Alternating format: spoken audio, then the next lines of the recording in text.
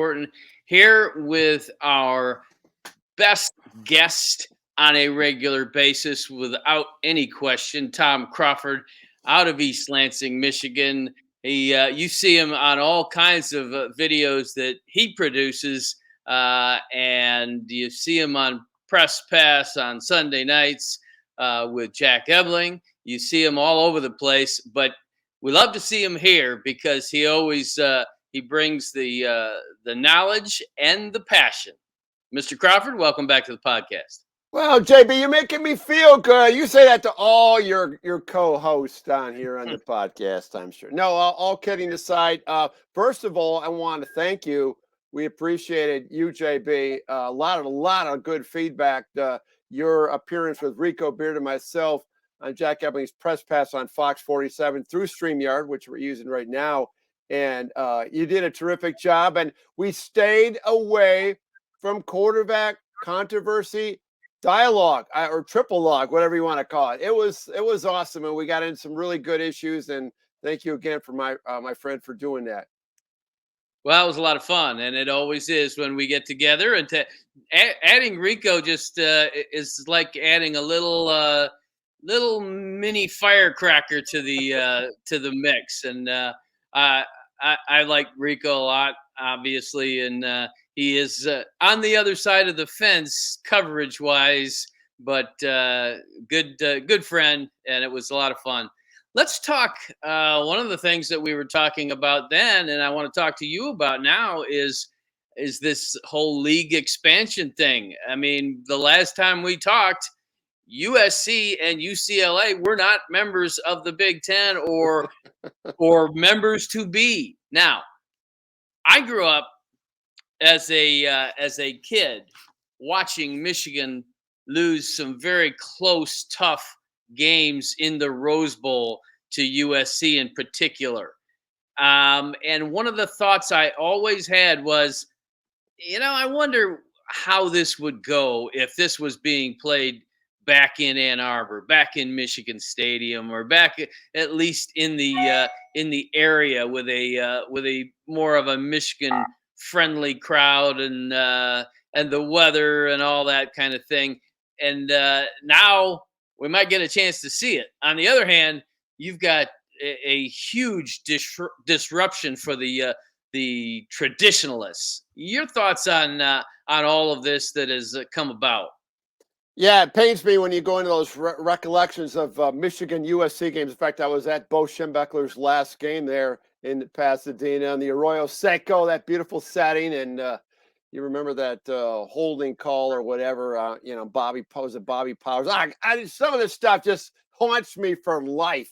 But, yeah, it would be nice to have USC come, around November 17th, Ann Arbor, a little wet snow out there, and see how the Trojans would do. And, hopefully they'd bring the USC Song Girls, which is a nice plus to having UCL or USC to the Big Ten. But as a traditionalist, John, as an old man going back to the days of the 60s. I mean, this is really hard to put my head around. I mean, where the regional type rivalry is going to go, this is going to be nuts. I mean, when you hear about, what's going on, the crazy part with the rest of the Pac-12 starting to freak out, if you will, that the two leaders, USC, UCLA, are gone. What's Washington, Oregon going to do? Arizona State. And you hear, hey, maybe they will join the Big 12. So you have Central Florida in Orlando, and you have Washington, the Huskies, in Seattle in the same league.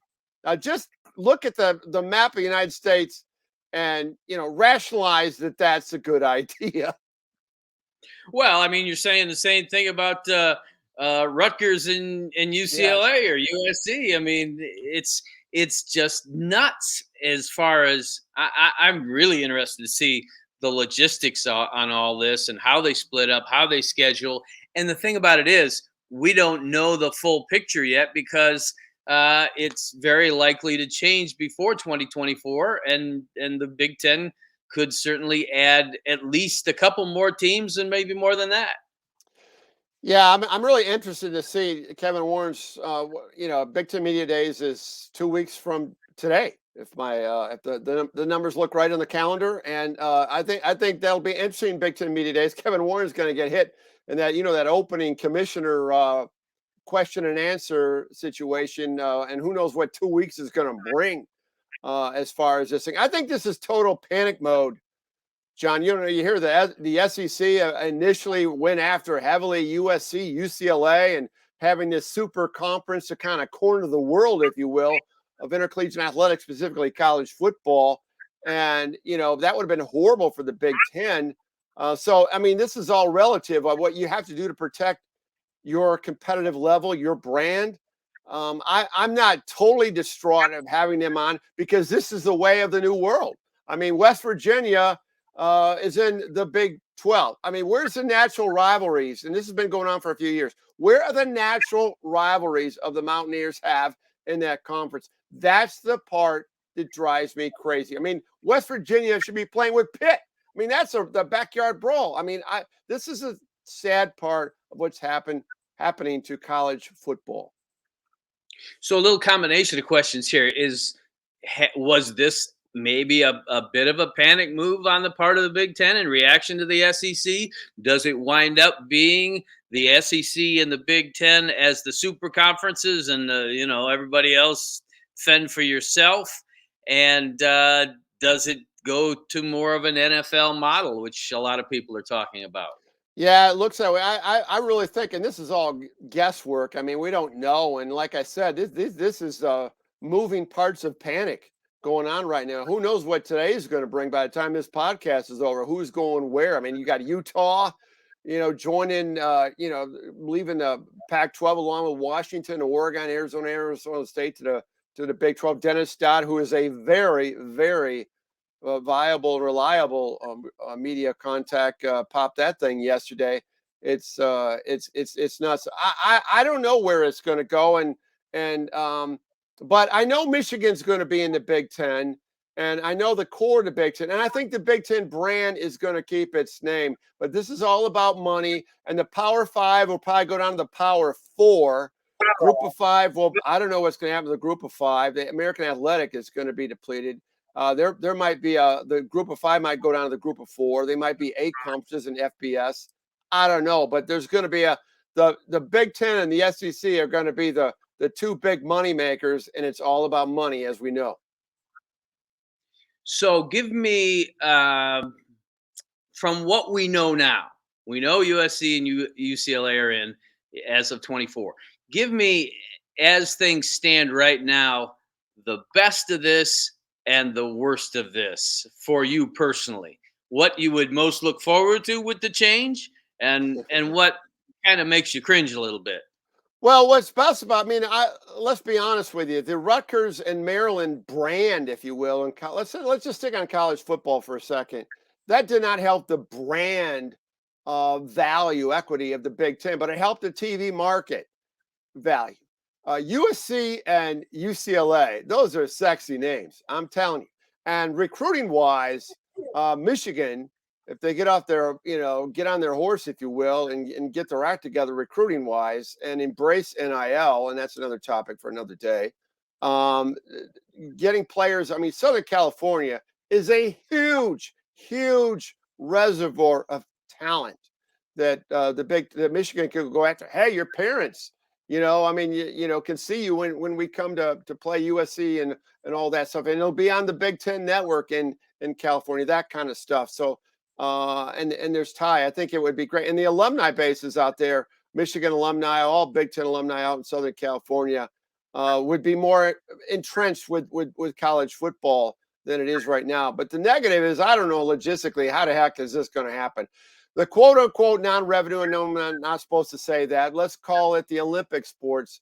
How do you justify flying the women's soccer team out there, or to play USC, UCLA, and all those things? There's a lot of money involved. I know each team's going to get about $100 million, and maybe is that going to cover it? That's a lot of money. $100 million is a lot of money per year. If you can cover all of your sports with that and other resources, then it's good. But I just think it's going to be some penny pinching and some logistics from the academic perspective of how you're going to manage, navigate academics and athletics when you're flying teams all over the country. No question about it. Maybe at a certain level you can just meet in Kansas, as long as you could actually secure an airline flight, which is no Yes. easy thing these days. That's All another right, issue. we're gonna. Yeah. No doubt about it. That's something that's got to get fixed and fixed in a hurry. We want to switch gears a little bit. Obviously, Michigan basketball now knows what it has, what it does not have. The last addition, Youssef Khayat, 6'9", good shooter, very skilled basketball player who has played a little professional ball overseas. The optimists would like to think, okay, you got the next Franz Wagner, and others say, he'll have some adjusting to do, as do all European players that come over here. Your thoughts on how everything has gone down the stretch for Juwan Howard, once again having to be extremely nimble in putting together a roster that has more than 50% turnover for the second time in 2 years. Yeah, Youssef Khayat. Yeah, that was a great high, get the job done kind of recruiting by Juwan Howard. I mean, this is where Juwan Howard, he doesn't flinch when he has the early departures, and he's told by two of his players. I mean, late in the game, we didn't really know. I mean, obviously, if Caleb Houston and Moussa Diabate for sure were going to leave, and then they left, and they got drafted high, which is great for the Michigan basketball program as a brand. To go high in the second for those two young men, and best of luck to them. But I think this is going to work out good. Now with Youssef, I mean, you're talking about another Mo Wagner, and I was talking to my podcast partner on my podcast with Chris Young, the former Wolverines center. It talked about he sees Youssef as maybe a very young Mo Wagner. That's you remember Mo freshman sophomore year. This was this transition into this physicality, if you will, of the Big Ten from playing overseas, and that there might be some transition for Yogi, as they call him. And so I'm interested to see how that plays out. I think Michigan's going to be deep, but you hit it on the head, right? I mean, John, 9 of the 14 kids on this team, scouts, have not played a minute on the hardwood for Michigan. You're talking about a couple of guys that have not played yet that were on the team. So it's going to be one of those November head scratching. Where's this team going to go? And maybe they gel in January and go together. But Jalen Llewellyn may be the key guy. Is he going to be the Mike Smith to galvanize this team from the outside coming in? That's going to be crucial. To lead this Michigan team next year. Yeah, maybe a little bit more of Mike Smith early on than Devontae Jones. Yes, exactly. Devontae Jones came along and did really well. You would have liked to have seen what could have happened had he stayed healthy at the end of the year. But certainly there's no guarantee that it's an automatic Mike Smith, because Mike Smith seemed to click with that group almost immediately, and things went very smoothly for that team.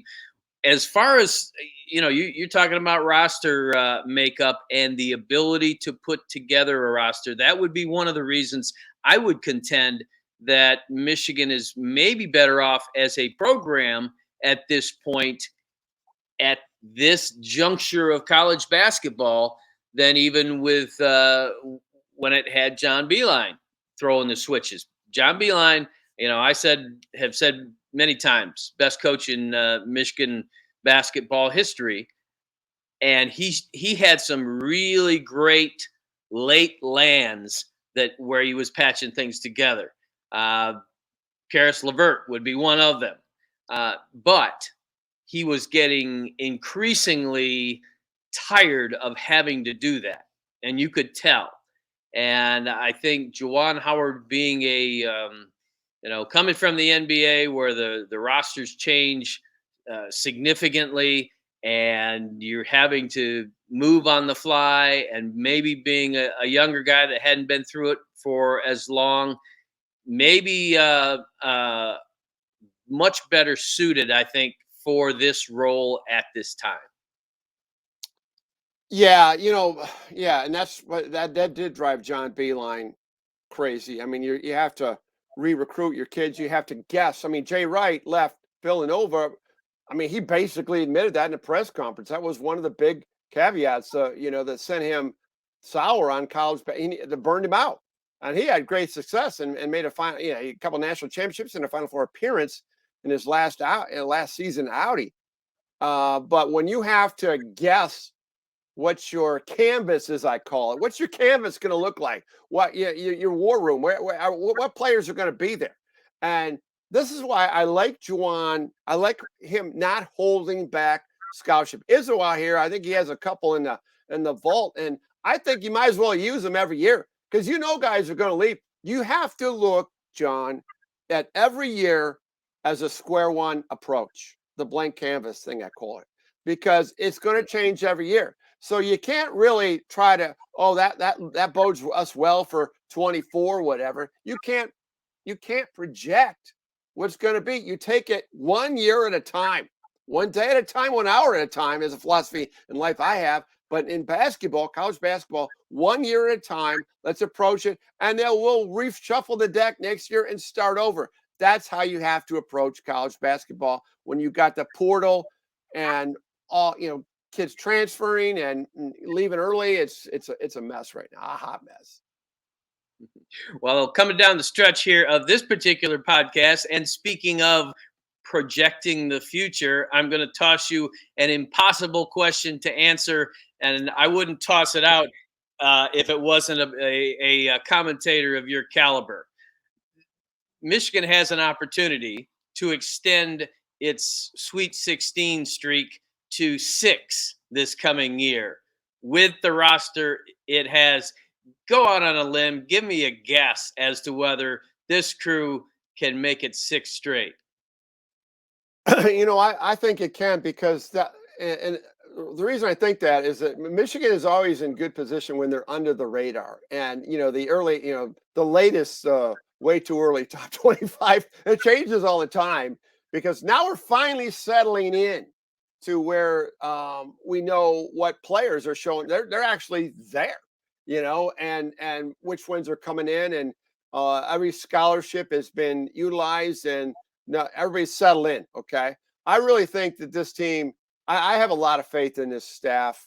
I have a lot of faith in Juwan Howard. I know that hiccup last January in Madison was not a good thing, but how he handled that, how he recovered from that, and the lessons learned from that, I'm really glad he's coaching Michigan basketball. And I love Beeline as much as you, JB, but I'm happy with this situation, and I'm fully confident Michigan will be back in the Sweet 16 next year. I just think that's part of their DNA right now in this program. And when we thank John Beeline as much as Juwan, Michigan is a solid player in college basketball. All right. Before we go, we've got to each toss our 2 cents in as to where a great side trip would be for the Michigan football team when it ventures north. And I'm going to give them, Jim Harbaugh, make sure your team gets to the old log slide over Lake Superior, just west of the Sleeping Bear Dunes. No, not the Sleeping Bear Dunes. That's the one that gets all the pub. Yeah. But I'm talking about dunes up on Lake Superior. And if you go to Grand Marais, it's east of there, and it's doesn't have, like I said, doesn't have the pub of the Sleeping Bear run, but it certainly has a lot of character, about a 400-foot climb, and I think the young men would take to that. What's your can't miss place up there? I'm gonna go with, and I hate to say this because it's my dad's hometown. Brought up on a farm, played for the Frankfurt Panthers. I'm going with Frankfurt, Michigan, and I'm gonna tell you why. It's a great kept secret. The beaches in Frankfurt are phenomenal. It's not too crazy. They can run up and down the bluffs and get a good workout in. They can go over and watch the Frankfurt Panthers work out in their 7-on-7s. They're typically in the state championship it's just a nice place. But I'm gonna give you one more stop besides Frankfurt, then get into via wherever they're going and go up to Walloon Lake and stop by and see John Beeline's compound on beautiful Walloon Lake. I'm sure Beeline would embrace it. Take him out in his boat. That's one of the most beautiful lakes, and it's just south of Petoskey, which is another great town. So Frankfurt, and then go to Beeline's place on Walloon Lake and go visit Coach Beeline on Walloon and visit the Beeline compound. Well, maybe he'll make you a sandwich while you're there. Tom Crawford, always great to have you with us. We will do this again soon. We will talk extensively more Michigan football on the field because I am told that within the next week or so, the football preview is going to be going out. So yours is on the way. All right, I'll be punting away. Look at the mailbox, JB, and thanks again for having me on the podcast today. It's so much fun.